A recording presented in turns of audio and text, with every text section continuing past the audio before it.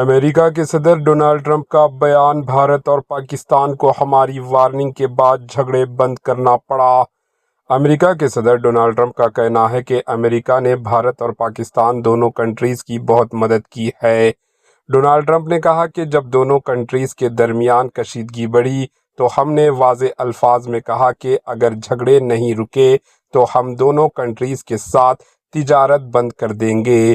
انہوں نے دعویٰ کیا کہ ہماری وارننگ کے بعد ہی بھارت اور پاکستان نے اپنے اختلافات کو ختم کیا۔ ڈونلڈ ٹرمپ نے مزید کہا کہ بھارت اور پاکستان دونوں ہی طاقتور کنٹریز ہیں اور ان کے درمیان تنازع کی سنگینی کو سمجھتے ہوئے ہم نے مداخلت کی، جس کے بعد حالات قابو میں آئے۔ Bureau report, AHN news. Trade. People have never really used trade the way I used it. That I can tell you. And all of a sudden they said, I think we're going to stop.